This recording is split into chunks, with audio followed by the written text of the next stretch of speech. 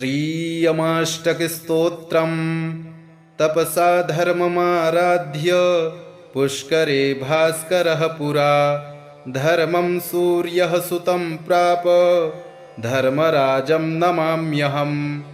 समता सर्वभूतेषु यस्य सर्वस्य साक्षिणः अतो यन्नाम शमनमिति तं प्रणमाम्यहम्। येनान्तश्च कृतो विश्वे सर्वेषां जीविनां परं कामानुरूपं कालेन तं कृतान्तं नमाम्यहम्। बिभर्ति दण्डदण्डाय पापिनां शुद्धिहेतवे नमामि तं दण्डधरं यः शास्ता सर्वजीविनां। विश्वं च कलयत्येव यः सर्वेषु च सन्ततम् अतीव दुर्निवार्यं च तं कालं प्रणमाम्यहम्। तपस्वी ब्रह्मनिष्ठो यः संयमी सञ्जितेन्द्रियः जीवानां कर्मफलदस्तं यमं प्रणमाम्यहम्। स्वात्मा रामश्च सर्वज्ञो मित्रं पुण्यकृतां भवेत् पापिनां क्लेशदो यस्तं पुण्यमित्रं नमाम्यहम्। यज्जन्म ब्रह्मडोषेण ज्वलन्तं ब्रह्म तेजसा यो ध्यायति परं ब्रह्म तमीशं प्रणमाम्यहम्। इत्युक्त्वा सा च सावित्री प्रणनाम यमं मुने यमस्तां शक्तिभजनं कर्मपाकमुवाचः। इदं यमष्टकं नित्यं प्रातरुत्थाय यः पठेत् यमास्तस्य भयं नास्ति सर्वपापात् प्रमुच्यते। महापापी यदि पठेन् नित्यं भक्तिसमन्वितः यमः करोति संशुद्धं कायव्यूहेन निश्चितम्। तपसा धर्ममाराध्य पुष्करे भास्करः पुरा धर्मं सूर्यः सुतं प्राप धर्मराजं नमाम्यहम्। समता सर्वभूतेषु यस्य सर्वस्य साक्षिणः अतो यन्नाम शमनमिति तं प्रणमाम्यहम्।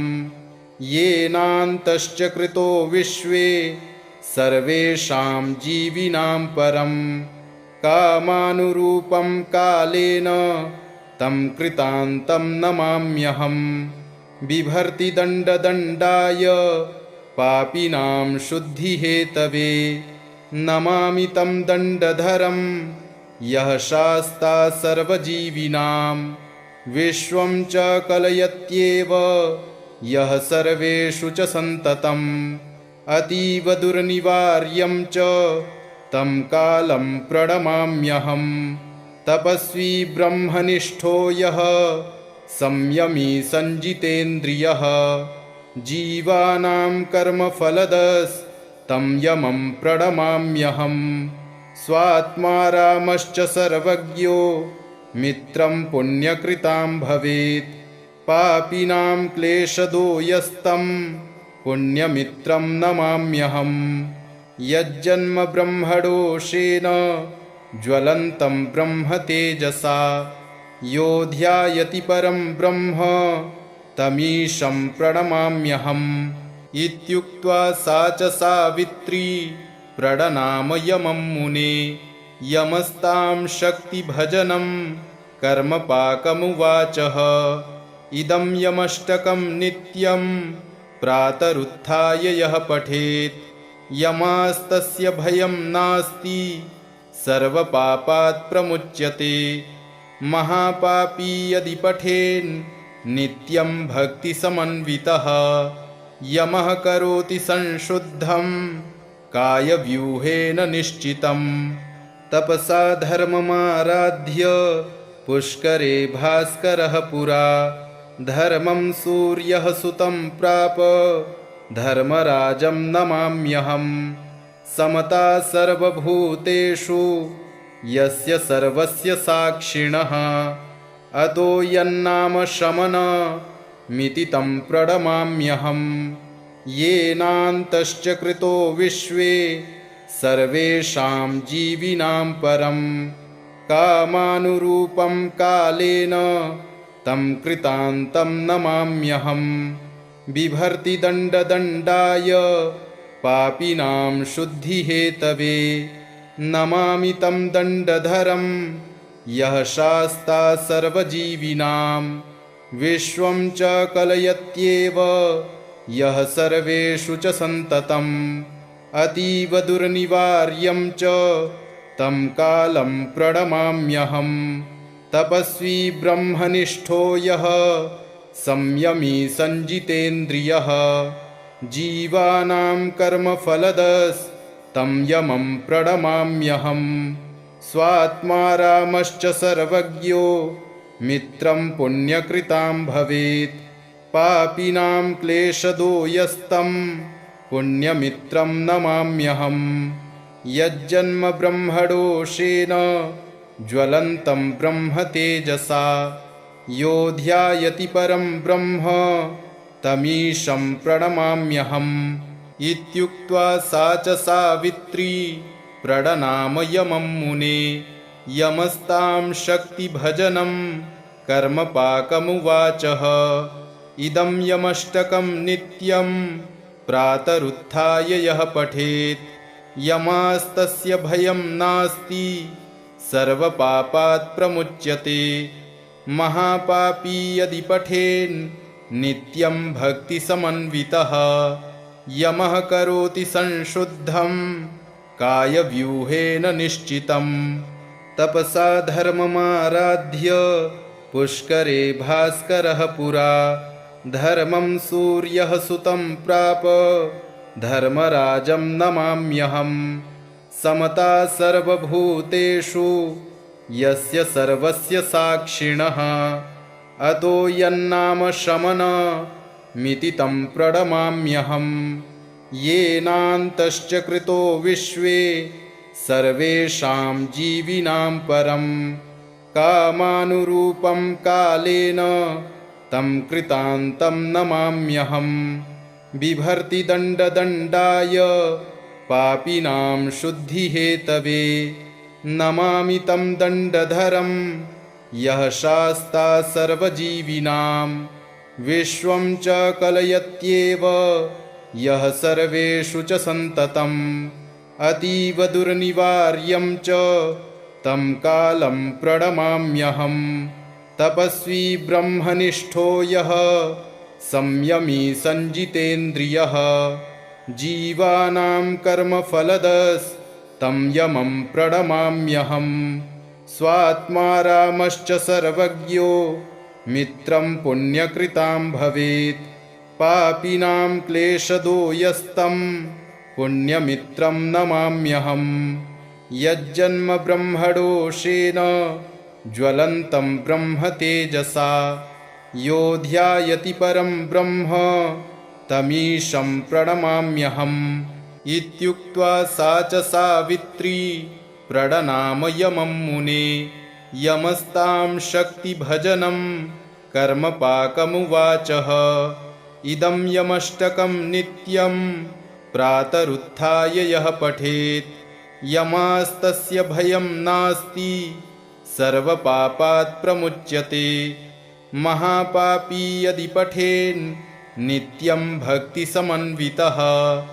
यमः करोति संशुद्धं कायव्यूहेन निश्चितं तपसा धर्ममाराध्य पुष्करे भास्करः पुरा धर्मं सूर्यः सुतं प्राप धर्मराजं नमाम्यहम् समता सर्वभूतेषु यस्य सर्वस्य साक्षिणः अतो यन्नाम शमनमिति तं प्रणमाम्यहम् येनान्तश्च कृतो विश्वे सर्वेषां जीविनां परं कामानुरूपं कालेन तं कृतान्तं नमाम्यहम् बिभर्ति दण्डदण्डाय पापिनां शुद्धिहेतवे नमामि तं दण्डधरं यः शास्ता सर्वजीविनां विश्वं च कलयत्येव यः सर्वेषु च सन्ततम्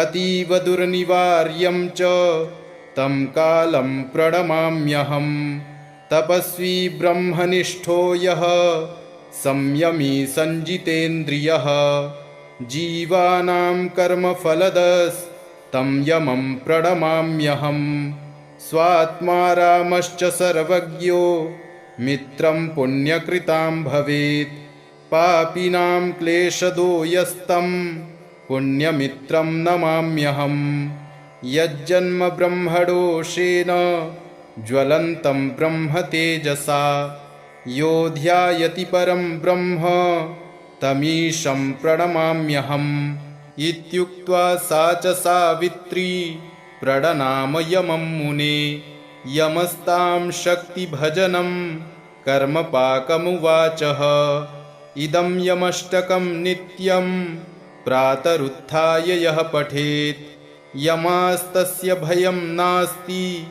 सर्वपापात् प्रमुच्यते महापापी यदि पठेन् नित्यं भक्तिसमन्वितः यमः करोति संशुद्धं कायव्यूहेन निश्चितम् तपसा धर्ममाराध्य पुष्करे भास्करः पुरा धर्मं सूर्यः सुतं प्राप धर्मराजं नमाम्यहम् समता सर्वभूतेषु यस्य सर्वस्य साक्षिणः अतो यन्नाम शमनमिति तं प्रणमाम्यहम् येनान्तश्च कृतो विश्वे सर्वेषां जीविनां परं कामानुरूपं कालेन तं कृतान्तं नमाम्यहम् बिभर्ति दण्डदण्डाय पापिनां शुद्धिहेतवे नमामि तं दण्डधरं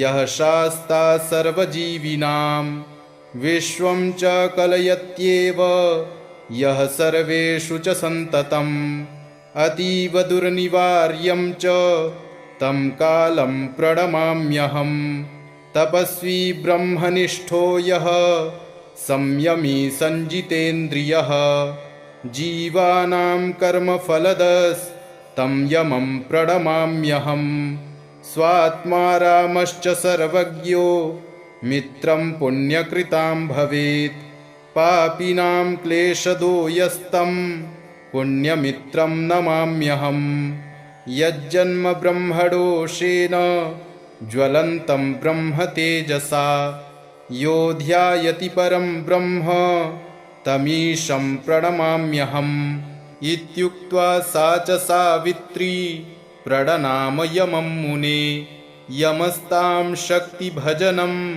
कर्मपाकमुवाचः इदं यमष्टकं नित्यं प्रातरुत्थाय यः पठेत् यमास्तस्य भयं नास्ति सर्वपापात् प्रमुच्यते महापापी यदि पठेन् नित्यं भक्तिसमन्वितः यमः करोति संशुद्धं कायव्यूहेन निश्चितम् तपसा धर्ममाराध्य पुष्करे भास्करः पुरा धर्मं सूर्यः सुतं प्राप धर्मराजं नमाम्यहम् समता सर्वभूतेषु यस्य सर्वस्य साक्षिणः अतो यन्नाम शमनमिति तं प्रणमाम्यहम् येनान्तश्च कृतो विश्वे सर्वेषां जीविनां परं कामानुरूपं कालेन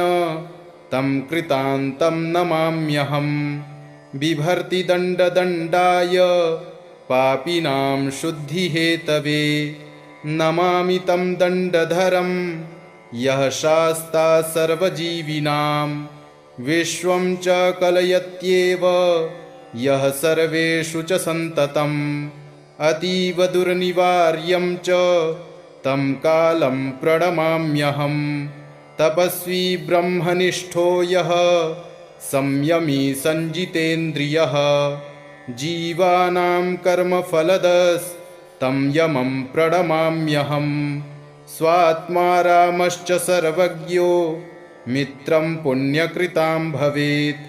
पापिनां क्लेशदो यस्तं पुण्यमित्रं नमाम्यहम्। यज्जन्म ब्रह्मडोषेण ज्वलन्तं ब्रह्म तेजसा यो ध्यायति परं ब्रह्म तमीशं प्रणमाम्यहम्। इत्युक्त्वा सा च सावित्री प्रणनाम यमं मुने। यमस्तां शक्तिभजनं कर्मपाकमुवाचः। इदं यमष्टकं नित्यं प्रातरुत्थाय यः पठेत् यमास्तस्य भयं नास्ति सर्वपापात् प्रमुच्यते।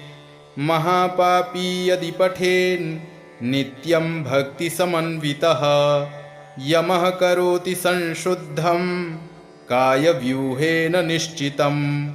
तपसा धर्ममाराध्य पुष्करे भास्करः पुरा धर्मं सूर्यः सुतं प्राप धर्मराजं नमाम्यहम्।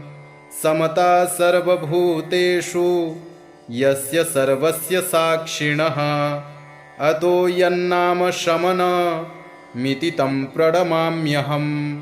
येनान्तश्च कृतो विश्वे सर्वेषां जीविनां परं कामानुरूपं कालेन तं कृतान्तं नमाम्यहम्।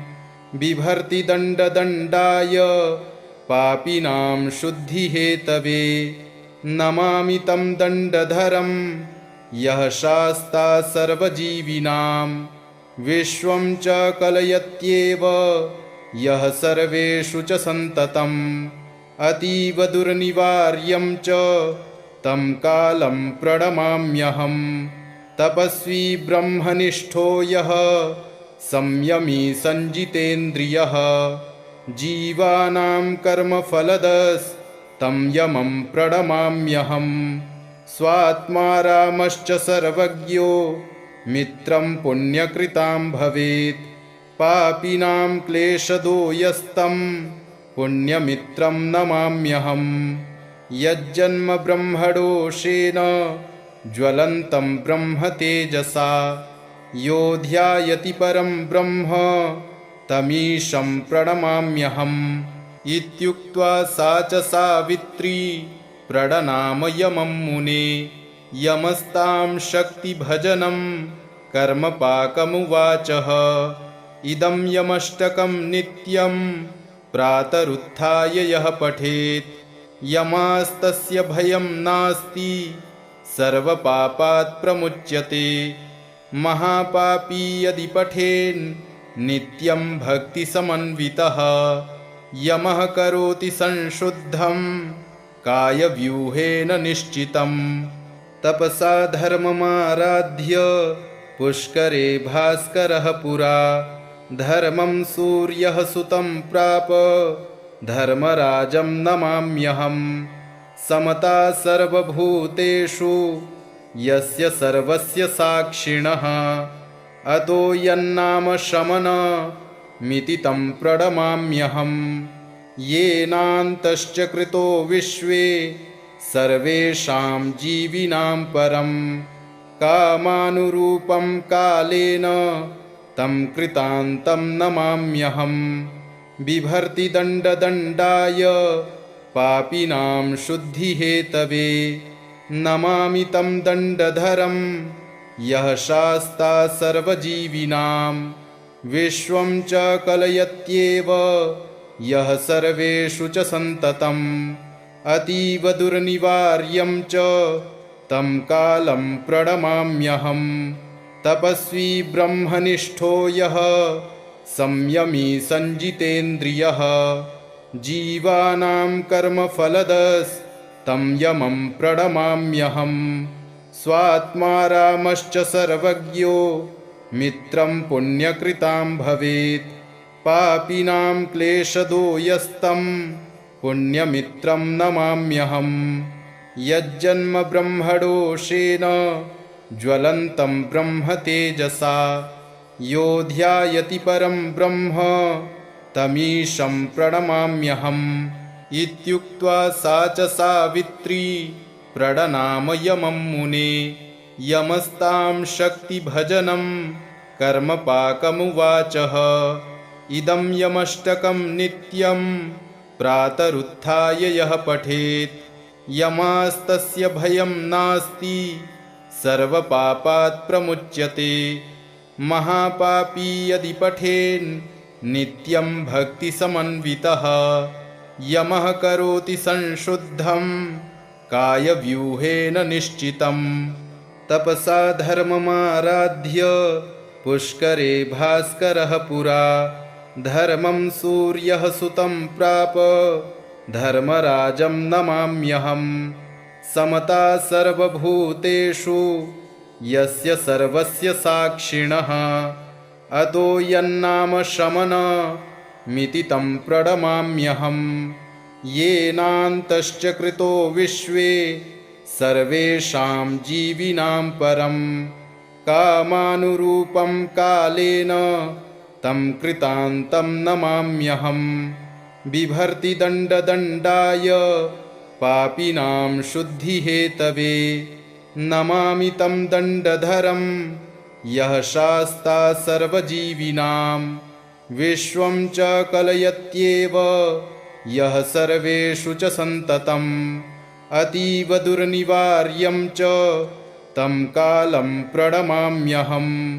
तपस्वी ब्रह्मनिष्ठो यः संयमी संजितेन्द्रियः जीवानां कर्मफलदस्तं यमं प्रणमाम्यहम्।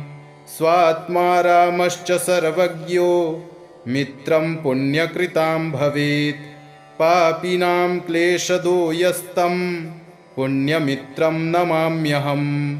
यज्जन्म ब्रह्मडोषेण ज्वलन्तं ब्रह्म तेजसा यो ध्यायति परं ब्रह्म तमीशं प्रणमाम्यहम्। इत्युक्त्वा सा च सावित्री प्रणनाम यमं मुने यमस्तां शक्तिभजनं कर्मपाकमुवाचः इदं यमष्टकं नित्यं प्रातरुत्थाय यः पठेत् यमास्तस्य भयं नास्ति सर्वपापात् प्रमुच्यते। महापापी यदि पठेन् नित्यं भक्तिसमन्वितः यमः करोति संशुद्धं कायव्यूहेन निश्चितम्। तपसा धर्ममाराध्य पुष्करे भास्करः पुरा धर्मं सूर्यः सुतं प्राप धर्मराजं नमाम्यहम्। समता सर्वभूतेषु यस्य सर्वस्य साक्षिणः अतो यन्नाम शमनमिति तं प्रणमाम्यहम्। येनान्तश्च कृतो विश्वे सर्वेषां जीविनां परं कामानुरूपं कालेन तं कृतान्तं नमाम्यहम्। बिभर्ति दण्डदण्डाय पापिनां शुद्धिहेतवे नमामि तं दण्डधरं यः शास्ता सर्वजीविनां। विश्वं च कलयत्येव यः सर्वेषु च सन्ततम् अतीव दुर्निवार्यं च तं कालं प्रणमाम्यहम्। तपस्वी ब्रह्मनिष्ठो यः संयमी संजितेन्द्रियः जीवानां कर्मफलदस्तं यमं प्रणमाम्यहम्। स्वात्मा रामश्च सर्वज्ञो मित्रं पुण्यकृतां भवेत् पापिनां क्लेशदो यस्तं पुण्यमित्रं नमाम्यहम्। यज्जन्म ब्रह्मडोषेण ज्वलन्तं ब्रह्म तेजसा यो ध्यायति परं ब्रह्म तमीशं प्रणमाम्यहम्। इत्युक्त्वा सा च सावित्री प्रणनाम यमं मुने यमस्तां शक्तिभजनं कर्मपाकमुवाचः इदं यमष्टकं नित्यं प्रातरुत्थाय यः पठेत् यमास्तस्य भयं नास्ति सर्वपापात् प्रमुच्यते। महापापी यदि पठेन् नित्यं भक्तिसमन्वितः यमः करोति संशुद्धं कायव्यूहेन निश्चितम् तपसा धर्ममाराध्य पुष्करे भास्करः पुरा धर्मं सूर्यः सुतं प्राप धर्मराजं नमाम्यहम् समता सर्वभूतेषु यस्य सर्वस्य साक्षिणः अतो यन्नाम शमनमिति तं प्रणमाम्यहम् येनान्तश्च कृतो विश्वे सर्वेषां जीविनां परं कामानुरूपं कालेन तं कृतान्तं नमाम्यहम् बिभर्ति दण्डदण्डाय पापिनां शुद्धिहेतवे नमामि तं दण्डधरं यः शास्ता सर्वजीविनां विश्वं च कलयत्येव यः सर्वेषु च सन्ततम् अतीव दुर्निवार्यं च तं कालं प्रणमाम्यहम् तपस्वी ब्रह्मनिष्ठो यः संयमी संजितेन्द्रियः जीवानां कर्मफलदस्तं यमं प्रणमाम्यहम् स्वात्मा रामश्च सर्वज्ञो मित्रं पुण्यकृतां भवेत् पापिनां क्लेशदो यस्तं पुण्यमित्रं नमाम्यहम् यज्जन्म ब्रह्मडोषेण ज्वलन्तं ब्रह्म तेजसा यो ध्यायति परं ब्रह्म तमीशं प्रणमाम्यहम् इत्युक्त्वा सा च सावित्री प्रणनाम यमं मुने यमस्तां शक्तिभजनं कर्मपाकमुवाचः इदं यमष्टकं नित्यं प्रातरुत्थाय यः पठेत् यमास्तस्य भयं नास्ति सर्वपापात् प्रमुच्यते महापापी यदि पठेन् नित्यं भक्तिसमन्वितः यमः करोति संशुद्धं कायव्यूहेन निश्चितम् तपसा धर्ममाराध्य पुष्करे भास्करः पुरा धर्मं सूर्यः सुतं प्राप धर्मराजं नमाम्यहम् समता सर्वभूतेषु यस्य सर्वस्य साक्षिणः अतो यन्नाम शमनमिति तं प्रणमाम्यहम् येनान्तश्च कृतो विश्वे सर्वेषां जीविनां परं कामानुरूपं कालेन तं कृतान्तं नमाम्यहम् बिभर्ति दण्डदण्डाय पापिनां शुद्धिहेतवे नमामि तं दण्डधरं यः शास्ता सर्वजीविनां विश्वं च कलयत्येव यः सर्वेषु च सन्ततम् अतीव दुर्निवार्यं च तं कालं प्रणमाम्यहम् तपस्वी ब्रह्मनिष्ठो यः संयमी संजितेन्द्रियः जीवानां कर्मफलदस्तं यमं प्रणमाम्यहम् स्वात्मा रामश्च सर्वज्ञो मित्रं पुण्यकृतां भवेत् पापिनां क्लेशदो यस्तं पुण्यमित्रं नमाम्यहम् यज्जन्म ब्रह्मडोषेण ज्वलन्तं ब्रह्म तेजसा यो ध्यायति परं ब्रह्म तमीशं प्रणमाम्यहम् इत्युक्त्वा सा च सावित्री प्रणनाम यमं मुने यमस्तां शक्तिभजनं कर्मपाकमुवाचः इदं यमष्टकं नित्यं प्रातरुत्थाय यः पठेत् यमास्तस्य भयं नास्ति सर्वपापात् प्रमुच्यते महापापी यदि पठेन् नित्यं भक्तिसमन्वितः यमः करोति संशुद्धं कायव्यूहेन निश्चितम् तपसा धर्ममाराध्य पुष्करे भास्करः पुरा धर्मं सूर्यः सुतं प्राप धर्मराजं नमाम्यहम् समता सर्वभूतेषु यस्य सर्वस्य साक्षिणः अतो यन्नाम शमनमिति तं प्रणमाम्यहम् येनान्तश्च कृतो विश्वे सर्वेषां जीविनां परम् कामानुरूपं कालेन तं कृतान्तं नमाम्यहम् बिभर्ति दण्डदण्डाय पापिनां शुद्धिहेतवे नमामि तं दण्डधरं यः शास्ता सर्वजीविनां विश्वं च कलयत्येव यः सर्वेषु च सन्ततम् अतीव दुर्निवार्यं च तं कालं प्रणमाम्यहम् तपस्वी ब्रह्मनिष्ठो यः संयमी संजितेन्द्रियः जीवानां कर्मफलदस्तं यमं प्रणमाम्यहम् स्वात्मा रामश्च सर्वज्ञो मित्रं पुण्यकृतां भवेत् पापिनां क्लेशदो यस्तं पुण्यमित्रं नमाम्यहम् यज्जन्म ब्रह्मडोषेण ज्वलन्तं ब्रह्म तेजसा यो ध्यायति परं ब्रह्म तमीशं प्रणमाम्यहम् इत्युक्त्वा सा च सावित्री प्रणनाम यमं मुने यमस्तां शक्तिभजनं कर्मपाकमुवाचः इदं यमष्टकं नित्यं प्रातरुत्थाय यः पठेत् यमास्तस्य भयं नास्ति सर्वपापात् प्रमुच्यते महापापी यदि पठेन् नित्यं भक्तिसमन्वितः यमः करोति संशुद्धं कायव्यूहेन निश्चितम् तपसा धर्ममाराध्य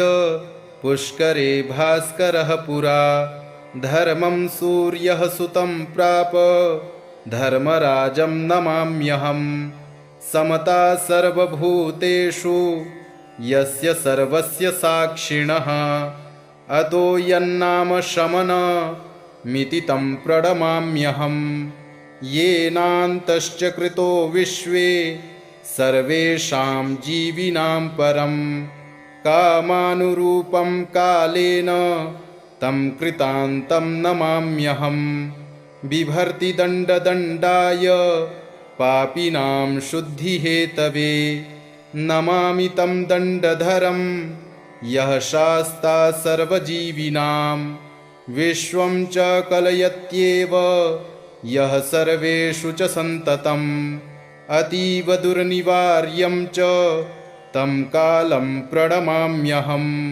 तपस्वी ब्रह्मनिष्ठो यः संयमी संजितेन्द्रियः जीवानां कर्मफलदस्तं यमं प्रणमाम्यहम् स्वात्मा रामश्च सर्वज्ञो मित्रं पुण्यकृतां भवेत् पापिनां क्लेशदो यस्तं पुण्यमित्रं नमाम्यहम् यज्जन्म ब्रह्मडोषेण ज्वलन्तं ब्रह्म तेजसा यो ध्यायति परं ब्रह्म तमीशं प्रणमाम्यहम् इत्युक्त्वा सा च सावित्री प्रणनाम यमं मुने यमस्तां शक्तिभजनं कर्मपाकमुवाचः इदं यमष्टकं नित्यं प्रातरुत्थाय यः पठेत् यमास्तस्य भयं नास्ति सर्वपापात् प्रमुच्यते महापापी यदि पठेन् नित्यं भक्तिसमन्वितः यमः करोति संशुद्धं कायव्यूहेन निश्चितम् तपसा धर्ममाराध्य पुष्करे भास्करः पुरा धर्मं सूर्यः सुतं प्राप धर्मराजं नमाम्यहम् समता सर्वभूतेषु यस्य सर्वस्य साक्षिणः अतो यन्नाम शमनमिति तं प्रणमाम्यहम् येनान्तश्च कृतो विश्वे सर्वेषां जीविनां परम् कामानुरूपं कालेन तं कृतान्तं नमाम्यहम् बिभर्ति दण्डदण्डाय पापिनां शुद्धिहेतवे नमामि तं दण्डधरं यः शास्ता सर्वजीविनां विश्वं च कलयत्येव यः सर्वेषु च सन्ततम् अतीव दुर्निवार्यं च तं कालं प्रणमाम्यहम् तपस्वी ब्रह्मनिष्ठो यः संयमी सञ्जितेन्द्रियः जीवानां कर्मफलदस्तं यमं प्रणमाम्यहम् स्वात्मा रामश्च सर्वज्ञो मित्रं पुण्यकृतां भवेत् पापिनां क्लेशदो यस्तं पुण्यमित्रं नमाम्यहम् यज्जन्म ब्रह्मडोषेण ज्वलन्तं ब्रह्म तेजसा यो ध्यायति परं ब्रह्म तमीशं प्रणमाम्यहम् इत्युक्त्वा सा च सावित्री प्रणनाम यमं मुने यमस्तां शक्तिभजनं कर्मपाकमुवाचः इदं यमष्टकं नित्यं प्रातरुत्थाय यः पठेत् यमास्तस्य भयं नास्ति सर्वपापात् प्रमुच्यते महापापी यदि पठेन् नित्यं भक्तिसमन्वितः यमः करोति संशुद्धं कायव्यूहेन निश्चितम् इति श्रीमद्देवी भागवते महापुराणे श्रीयमाष्टकस्तोत्रम् सम्पूर्णम्।